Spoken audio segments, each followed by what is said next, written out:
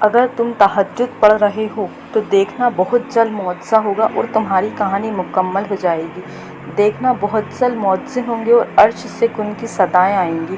دیکھنا ڈھل جائیں گی یہ غم کی راتیں اور بہت جلد پرسکون صبح آئے گی، اور ہزاروں میں سے اللہ کے ہاں تمہاری اکیلی آواز پسند کر لی جائے گی۔ دیکھنا بہت جلد تمہارے لیے عطا کے دروازے کھل جائیں گے۔ دیکھنا بہت جلد حکم ہوگا رحم کا اور لکھی ہوئی تقدیر تمہاری خواہش کے مطابق بدل کر رہ جائے گی۔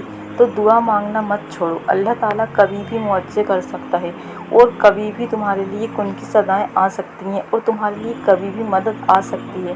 دیکھنا تمہارا رب تم سے بہت جلد راضی ہو جائے گا اور تمہاری روح کو بھی سکون مل جائے گا، بالکل اسی طرح جیسے اللہ تعالیٰ نے قرآن میں فرمایا ہے کہ ہر مشکل کے بعد آسانی ہے، بس ہمیں صبر سے دعائیں کرنا ہے۔ السلام علیکم، آپ کے ساتھ آج 2 تہجد کی میڈیکل اسٹوریز شیئر کی جائیں گی۔ دونوں بہت اچھی میڈیکل اسٹوری ہیں۔ تو پہلی میڈیکل اسٹوری ہے، انہوں نے لکھا ہے، برائے مہربانی میرا نام نہیں شیئر کیا جائے کسی سے بھی۔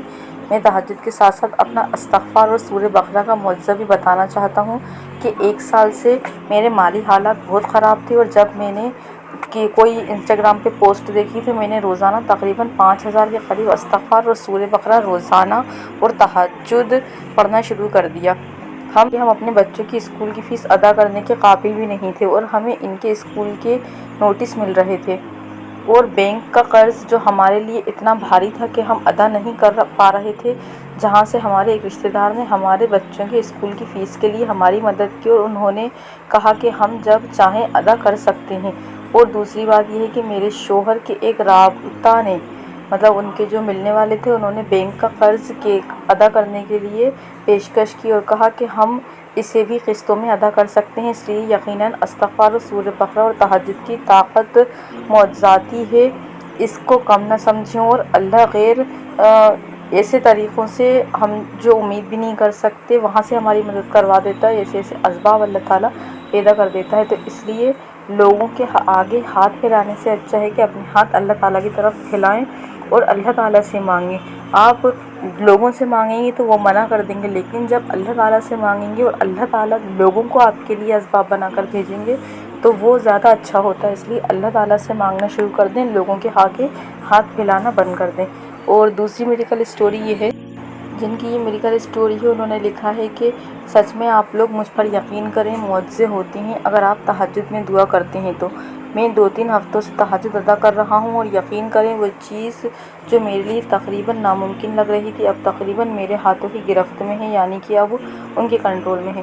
تمام مشکلات میرے راستے سے دور ہو گئے ہیں، اور جو چیز ناممکن نظر آ رہی تھی اب وہ صرف 10 دنوں میں ممکن ہو گئی ہے۔ اور آپ کہہ سکتے ہیں کہ میرے پچھلے دنوں کے مقابلے میں اب میری ترقی زیادہ ہو گئی ہے۔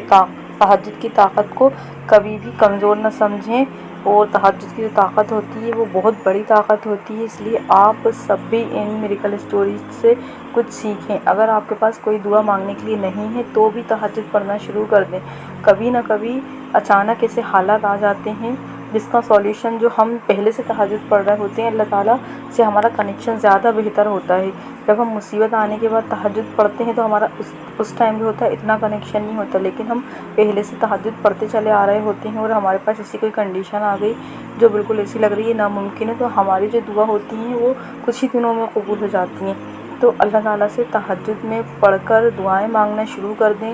آپ کے پاس ابھی فی الحال کے لیے کوئی اسپیسیفک دعا نہیں ہے تو آپ اپنی دنیا اور آخرت کے لیے دعا مانگ سکتے ہیں کہ آگے آنے والے حالات جو ہیں وہ آپ کے بہت اچھے ہوں، اور آخرت میں بھی آپ کے لیے انعامات ہوں، آپ کو جنت نصیب ہو۔ یہ ساری دعائیں بھی آپ کر سکتے ہیں۔ آپ صرف ایک اسپیسیفک دعا ہی اللہ تعالیٰ سے مانگتے ہیں، ہمیں ایسا نہیں کرنا۔ تہجد میں ہم اپنی آخرت کو بھی مانگ سکتے ہیں۔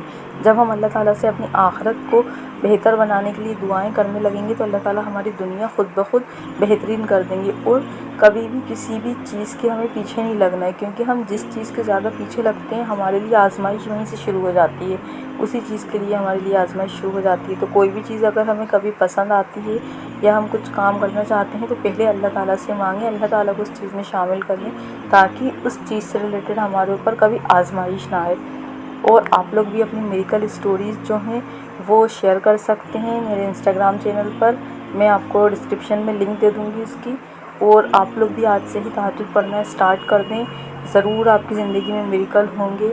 اور اگر آپ کی کوئی اسپیسیفک دعا ہے جو قبول نہیں ہو رہی، اس کے لیے تو آپ تہجد پڑھنا اسٹارٹ ہی کر دیں، کیونکہ جب کوئی چیز آپ چاہتے ہیں اور اگر آپ تہجد نہیں پڑھ رہے تو یا آپ 100% اس چیز کو نہیں چاہتے۔ اگر آپ کی کوئی چیز جو آپ پانا چاہتے ہیں وہ آپ کو تہجد تک لے کر جا رہی ہے تو یقیناً آپ وہ چیز 100% پانا چاہتے ہیں۔